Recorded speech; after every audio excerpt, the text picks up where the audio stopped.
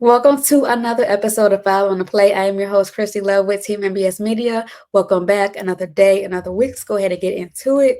This is the week of the NFL draft. That means we're that much more closer to football in the new NFL season.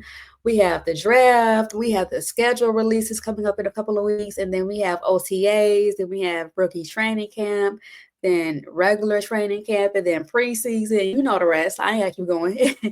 But we're that much more closer to football, and I'm so excited. I miss it so much, y'all. I miss football so much. It's just like basketball is not doing it for me. Baseball just started, but it just started, and there's nothing like seeing football on your TV on Thursday night, Sunday night, and Monday night. It's just nothing like it. Um, but before we get into today's episode, make sure you guys follow your girl Kristy Love on Twitter and Instagram. I am Kristy Love. Make sure you guys follow your girl Kristy Love on TikTok at Kristy Love Sports.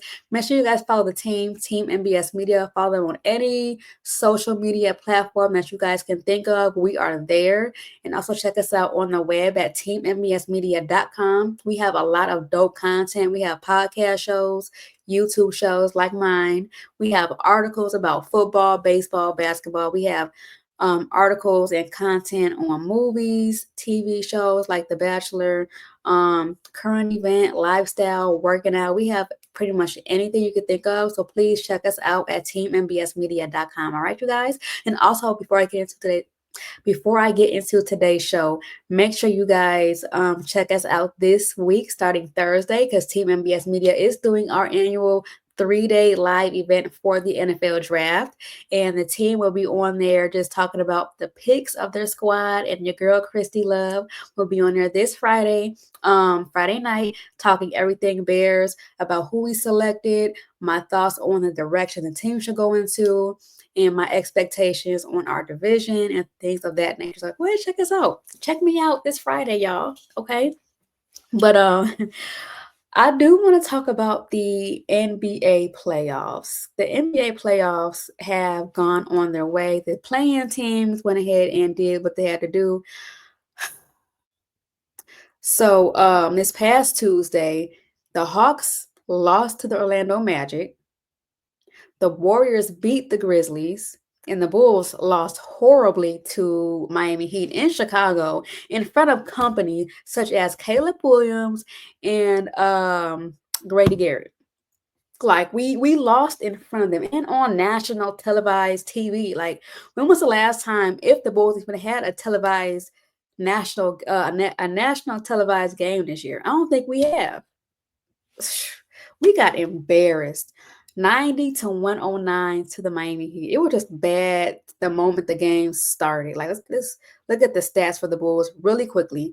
Our highest scoring player in that playing against the Heat was Josh Giddey. He played 40 minutes. He had 25 points, 10 rebounds, 4 assists. Kobe White had 17 points, 5 rebounds, 2 assists, and Vucevic had 16 points, 5 assists, 2 rebounds in 42 minutes. That was an ugly game. But to be real with y'all, and you guys might know this, you might not, I didn't even want the Bulls to even go to the playoffs because, yes, after the All-Star break, like I've been saying, the Bulls have been playing better basketball. I stated before, Josh Giddey and Kobe White came alive and stepped up big for the team because Vooch didn't. Vooch has been struggling to get 15 points a game. But hey, who am I? And we've been playing really good basketball. And then we got that game against the Lakers when we had one of the best buzzer beater shots in a while. And a lot of the Bulls fans were like, oh my God, are the Bulls back? I want the Cavs. No, you don't. And like I tweeted before, the Bulls cannot fool me. And this is why. This is why. The regular season, I don't know. I don't know what flip they switched. I don't know what happened. But I knew this against the Heat was going to happen. And then if you would have beat the Heat, and I think we would have played the Atlanta Hawks, we had to beat them, and then we'll play the Cavs. The Cavs is going to sweep whoever they're going to play. They blew out the Miami Heat this past weekend, 121 to 100. Let's call it what it is. That would have been us, probably worse. Because who's going to stop Donovan Mitchell? Who's going to stop Darius Garland? who's going to slow down Evan Mobley? Like, let's be for real here. So I didn't want the Bulls to go to the playoffs. Like, the fan of me, yeah, of course, it's my squad, but I'm realistic. Like, we don't have enough. We don't have enough. Our GMs still suck. Our coaches suck. Upper management is still questionable. Like, what are we going to do? So we do have to add pieces in the off season. We'll get into more of the NBA draft as it starts approaching, which is, I want to say, the end of June. But the Bulls have a lot of work to do. More than likely, they're going to resign Josh Giddey. We're going to find a way to keep Kobe White, but one person or maybe two people that have to go is Vucevic, in my opinion, and it has to be Patrick Williams. Patrick Williams is one of the worst players on the Bulls team, if not the worst player. He doesn't score buckets. Like, he had that random 3-pointer that counted against the Lakers game. But let's be for real. What does Patrick Williams contribute to this team? What? This man has 0 points, 0 assists, 2 rebounds in 15 minutes. Patrick Williams got overpaid, dog. Like, let's look at his stats. April 13th against the 76ers. 4 points, 6 rebounds. I'm sorry, I read that wrong. 15 points, 6 rebounds, 4 assists in 26 minutes. Against the Washington Wizards, April 11th. He had 5 points. He has 5 points in 23 minutes, 3 rebounds, 1 assist. Against the Heat, April 9th. 14 minutes, 4 points, shooting 2 for 4, no rebounds, no assists. Like, you guys can look up this man's stats if y'all really wanted to. Patrick Williams is a really inconsistent mess. He needs to go. He needs to go. Somebody needs to trade him and find a team that can buy out that contract he's in and ship him packing FedEx, baby, because he needs to go. So the Bulls just have a lot they need to cover. They have a lot they need to do. But I would not mind them keeping Kobe White and Josh Giddey because, in my opinion, they're pretty much the face of this team. We still don't have identity. We don't have a true big man. We have a lot of shooters, but it's just we need to restructure this team, and I think we need a whole new coach. Billy Donovan, his time is up. AK at the press conference talking about please give me more time. How much more time do you need? I think you've been the Bulls GM for like 5 years. How much more time do you really need to get this team to be a top contending team? Like, let's be real. It's coaches out here that did it in less time. Like, I don't know, but Bulls have their work cut out for them. All right, y'all, let's go ahead and get into these playoff games. Let's go into Boston and the Orlando Magic. Now, the Boston Celtics, we all know they're going to win the series. They went ahead and beat the Orlando Magic, 103-86. Jason Tatum did leave the game late with like a wrist injury, but he did say that he was good. But outside of that, Boston is doing Boston things. They may low-key have another cakewalk to potentially the finals like they did last year. Let's go ahead and get to this game. Derek White led with 30 points, hitting 7 3-pointers. Jason Tatum added 17 points, 10 rebounds. And Pablo from the Magic, he had a game high of 36 points, while Franz had 23. Like I said, I think the Magic can probably win one as well. Maybe 2 games in the series, but we all know Boston's going to go ahead and take this lead. They have really good role players, such as Derek White, for an example. He's always came up clutch in the playoffs. Think about last year when they played in the playoffs last year. Derek White was one of them. So, I expect nothing less from the Boston Celtics.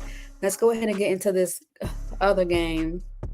The Memphis Grizzlies versus the Oklahoma City Thunder. This game, the score, Everything was so diabolical, in my opinion. There's no reason why the Memphis Grizzlies should have gotten blown out by 50 plus points at all. At all. You know, the game ended, the score was 131 to 80. 80. Y'all, let's get into these player stats because it's ugly. Like, I don't think no player on the Grizzlies scored more than 20 points, more than 18. Ja finished the game with 17 points, 4 assists, 3 rebounds. Desmond Bane only had 9 points. 9?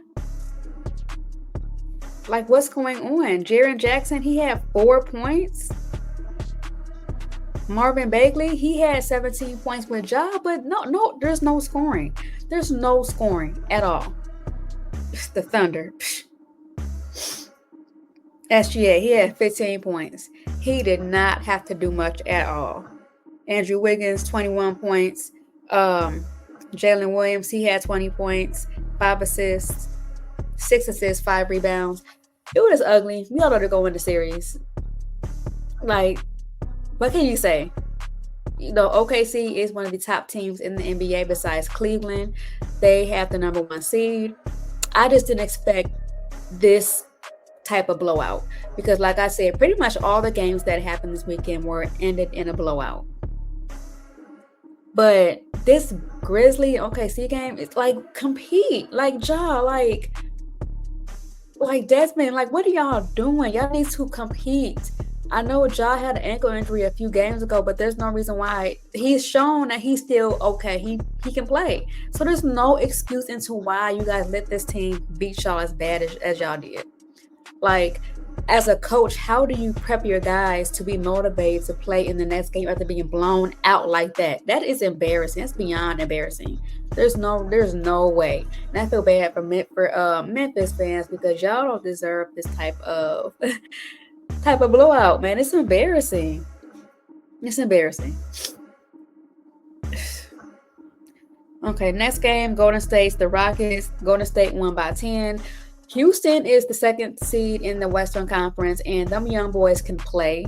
This series can go either way, in my opinion, but Golden State does have all the experience versus the Houston Rockets doesn't have much of any playoff experiences. So that alone can help Golden State win this series to go to the second round.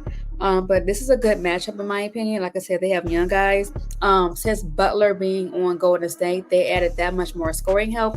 The game against Houston, Butler had 25 points. Curry had 31. Butler had 6 assists, 7 rebounds. So he's adding 20 plus points a game on top of what Curry can do. And we all can low-key kind of say Curry is starting to decline just a little. Because remember, he had 2 or 4 points in a game of maybe like a week or so ago. And before that, he had a couple of other games where he barely got over 10 points. What's going on? I don't know. But as of right now, he's scoring and doing everything he can to help his team win and go to the next round. Let's go ahead. What's the next game? Then we have the Clippers and Nuggets. That was a good game. Nuggets won by 2. Pistons, the Knicks won 123-112. The Bucks and the Pacers. That's going to be a good series. As you guys, I don't know if you guys saw on Saturday. Dame has been cleared to play. He missed out game 1, obviously. And Dame and Tyrese Halliburton have some words to exchange, and Dame is ready to play. We all know about Dame time. And regardless of what you say about Dame is going to come out on this court and it's going to come for blood. He is. So Halliburton better watch his mouth and watch what he's saying, because when Dame come back and break your ankles and post up these threes in your face, what you going to say then? Nothing. But let's get to this game. The Pacers did win 117-98 in Indiana. Giannis finished the game with 36 points, 12 rebounds, and assists. AJ Green had 15 points. Gary Trent had 14 points. And Kevin Porter, he went ahead and added 12 points, 5 rebounds, and 5 assists. For the Pacer side, Siakam was unstoppable. This man kept hitting shots. He finished the game with 25 points, 7 rebounds, 2 assists. Miles Turner added 19, 2 assists and 5 rebounds. And Tyrese Halliburton had 12 assists and 10 points. So this is probably a good series with, Dame and Tyrese will add a little bit more of a spiciness to the series.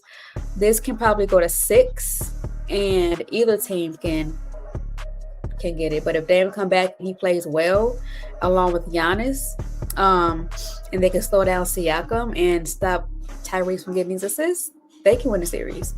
It'll go to 6 regardless of who wins the series. But I just really hope that these blowouts stop to happen. Will stop from happening. I understand it's the first seed, 8th seed, 2nd seed, 7th seed, 3rd seed, 6th seed, 5th and 4th. But it's like, come on, y'all. This is the playoffs. I know it's the first game, so hopefully going forward it'll be more exciting to watch. But we do not want to sit up here and watch y'all get blown out about 20 plus points. It's the playoffs. Where is the competitiveness? Every game from this point on counts. Like, the end goal for each team is to get to the finals and win, to get the championship. And you guys over here playing like this? I don't know. It's early, but back in the Jordan days, they would not be playing like this at all. It'll be a lot more physical. They'll be more competitive. They'll take it seriously. They will not just be behind the arc posting up threes. You know what I'm saying? So hopefully it gets better, because, baby, this ain't it. We have a couple of games that come on today. New York and Detroit plays today. Let me see what plays today. And then we have the Nuggets and the Clippers. They play today. And then on Tuesday, Bucks, Pacers, Grizzly, Thunder, Timberwolves, and Lakers. Oh, and the Timberwolves beat the Lakers in LA. I will say this. If the Timberwolves can win game 2, they might win the series. I may sound crazy, and that's okay. But if Ant-Man can get game 2 in LA, going back to Minnesota 2-0, they can win the series, y'all. Like, they can win the series. Will they go far in the playoffs? Probably not. But that will give them that much more momentum. I'm not counting out Luka, because I think Luka had like 37 points. LeBron had like 15 in game 1. But, baby, I'm telling y'all, if Ant-Man can get game 2, it's a series. Because Lakers will be down 0-2 going into Minnesota. Ant house. Who knows? But let's go ahead and switch gears. Let's go ahead and talk about this football. Like I said, the NFL draft is this Thursday, April 24th. It's in Lambeau and Green Bay, if you don't care about. But nonetheless, football's almost back. I do want to touch on 2 contract extensions that happened last week. One of my favorite players got paid, and he deserved it, in my opinion. Kyler Gordon, he went ahead and signed a 3-year, $40 million contract with the Bears, which include $31 plus $25 million guaranteed. He is one of the, or if not the highest paid slot cornerback in the NFL. I'm happy, because between him and Jaquan Brisker, they're my 2 faves on defense. I love them to death. And Kyler Gordon, man, is well deserved. Let's look at his stats. He played 15 games last year. He had 75 tackles. 48 of those were solo. 27 were assist tackles. He had a half a sack, 1 forced fumble, 3 fumble recoveries. Some pretty good numbers, despite the season the Bears had this past year. Look at his past couple of years. He played the most games of his career last year. 2023, he played 13 games. 2022, his rookie year, he played 14 games. And he pretty much averaged over 60 total tackles in a year. Over 45 solo tackles, and I would say about 17 assist tackles. He has a career of 1.5 sacks. He has a total of 5 interceptions, 17 pass defendants, 2 forced fumbles in his career, and 4 total fumble recoveries. So, well deserved, because he's going to come back for blood this coming up season, and I'm here for it.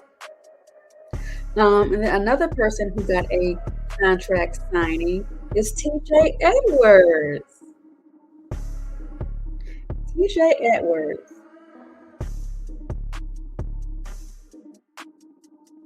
He went ahead and signed a 2-year, $20 million contract. He's going to stay with the team through 2027. Um, both contracts are well deserved. Now we got that out the way. We can solely focus on the draft. And in my opinion, we need to draft depth. I know everybody want Aston Jetty on the team, and it came out today that the Bears are praying that this man can fall down in his neck at the 10th spot.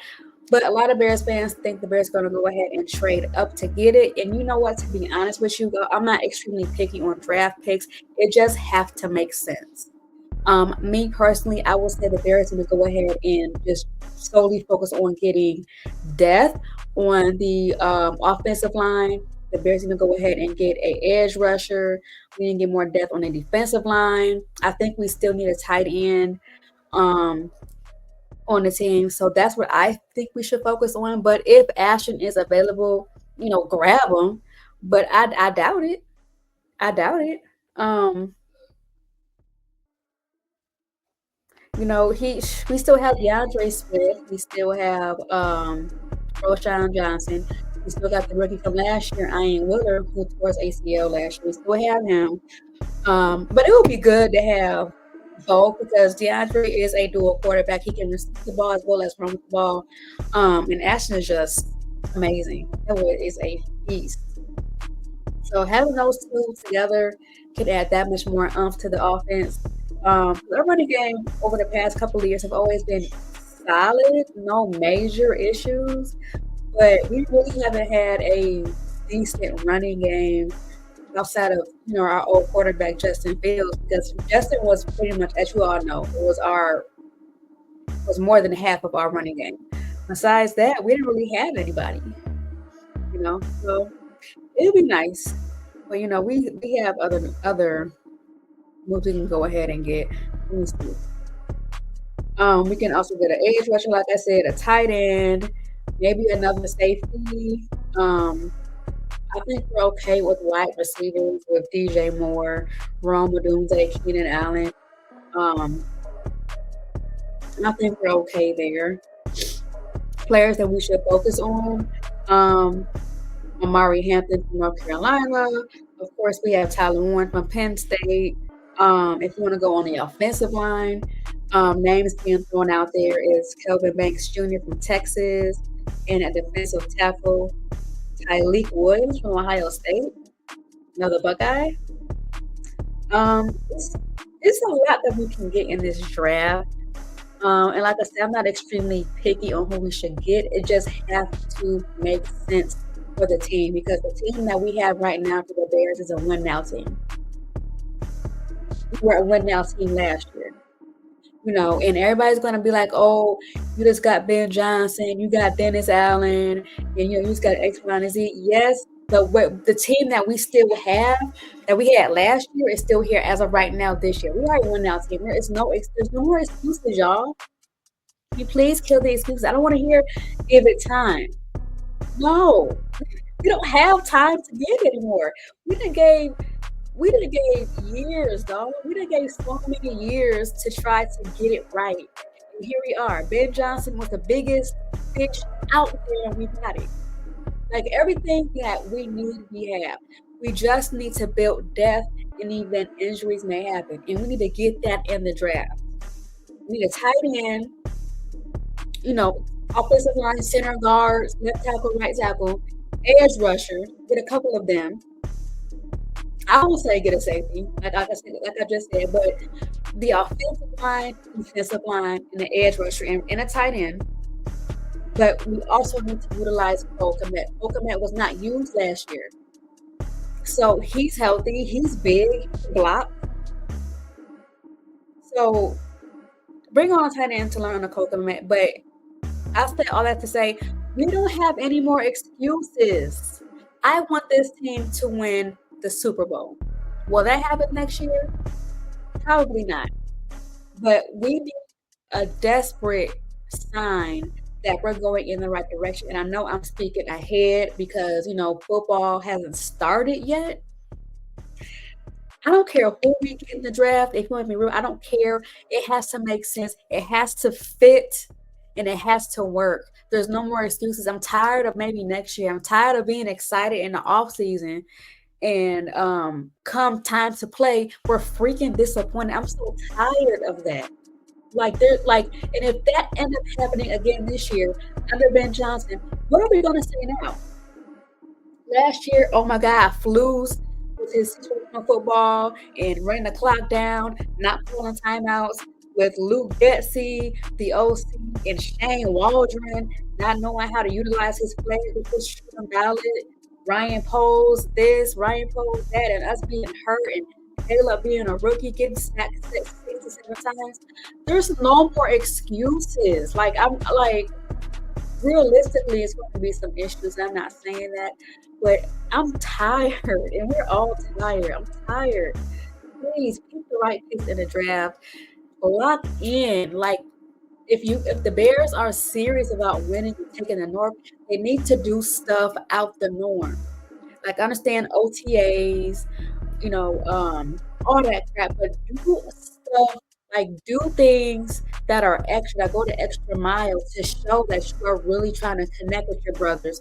You're really trying to bond and grow this unbreakable bond with the whole team. When it's time to come play, you guys are so locked in with each other that you guys are so in sync with each other that everybody's going to be on one accord.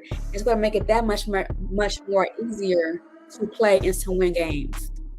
Because last year, that whole Caleb and DJ Moore not connecting, I hope they figured it out this offseason because that was so clear to see. I know DJ Moore was mad that we got Caleb because during DJ's career, he's always played with underdeveloped quarterbacks. And when he came to Chicago, we had our old quarterback, and we thought that was going to be the guy like all of us. And then they got rid of him, got Caleb, and now they wasn't seeing eye to eye. Caleb will go ahead and throw DJ Moore the ball, and he won't miss it, or Caleb will underthrow the ball, which he did a lot this past season. And they just didn't connect. They didn't connect.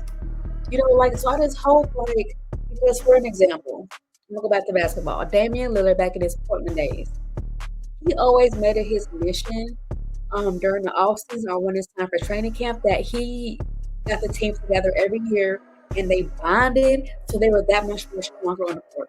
The Bears need to do something like that. I'm pretty sure everything they do will not be televised or will not be, on social media, but there's no more excuses.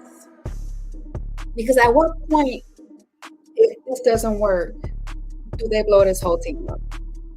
Yes, I know we're stuck with Caleb Williams for, I think, 3 more years. We have Ryan Poles for 3 more years because he probably silently just signed another contract extension so we can align with Ben Johnson, who we just got. But realistically, if the Bears season will be another flop like the past couple of years, what do we do then? Who do we put the blame on now? You know what I'm saying? That's just how I feel. I'm not saying it will happen, but I will not be surprised if that would happen. Maybe I'm speaking negatively because or whatever, but maybe I got PTSD for the past couple of seasons. But I want to be all in, but I can't be all in with the Bears, man, because they disappointed me so much. Like last year should not have happened how it happened. Caleb should have not gotten sacked 67 times. Half of them was his fault. He didn't get developed the right way by the coaching. It was just a lot that goes on. I'm just tired of the excuses, man. I'm tired of it. So when it comes to this draft this Thursday, Ryan Poles, Ben Johnson, Dennis Allen, all of you guys go ahead and just pick that makes sense. If you have to draft up to get Ashton, if that's what you want, if that's what fit your offensive scheme that you guys have, grab them. It better work, but grab them. I'm not the one that's on Twitter or social media mad or upset that they want to trade up or down. As long as it freaking works, dog, and it makes sense, I don't care. Okay? At this point, I don't care. Get the right guy and let's work. Get this depth together and event, Jonah Jackson or them get hurt. Nothing was God forbid. So we have a guy as his caliber or better that can step in and make sure we protect Caleb in the pocket so we can go ahead and win these games out here. That's how I'm looking at it. That's how I'm looking at it.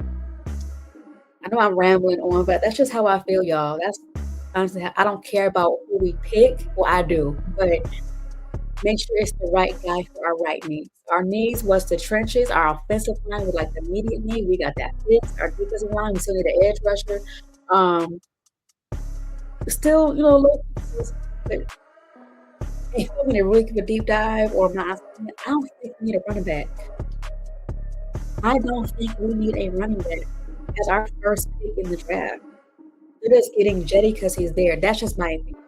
I don't think so. We're fine with Swift. We have Roshan, and he's proven that he can go ahead and if you're at like 3rd and 1, put Roshan in, he'll get you 5 every time. You have the 1 yard, 2 yard line. Put in Roshan, and he will go in. He'll do Caleb for a quarterback sneak and get in. No more Doug Kramer. No more Doug Kramer at all. But that's just me. I don't think we need a running back. We have other positions that I've listed that are more of a need. We have 3 that I named, but I don't know. It just has to make sense. So we'll see what happens come draft time. We'll see what we'll do. Hopefully it makes sense. I just want to win, y'all. Our division will probably be another tough division come this year. I'm pretty sure our team's not going to split that bad this year. Maybe Detroit, I don't know, but they still have all their star players, so we'll see. But let's go ahead and conclude another episode of Foul on the Play, y'all. Make sure you guys tune in to Team MBS Media for our 3-day draft live event. I'll be on Friday talking about the Bears, who we picked, the direction we need to go to, things of that nature. Make sure you guys check us out at teammbsmedia.com for all articles, YouTube shows, podcast shows like mine, and of everything, sports, football, basketball, wrestling, things of that nature. And make sure you guys follow me on social media. I'm trying to grow my TikTok page. I'm almost at 600 followers. I think I can go live. I will be going live. Well, I will try to. I am a single mom. But I'm going to try to go live every Bears game on TikTok. You guys can see my immediate reactions to hopefully a really good season. So follow me on TikTok at Kristy Love Sports. You can also follow me on TikTok, on Twitter and Instagram at Kristy. Oh my gosh, I'm sorry, y'all. Make sure you guys follow me on Twitter and Instagram at I am Kristy Love, and follow me on TikTok at Kristy Love Sports.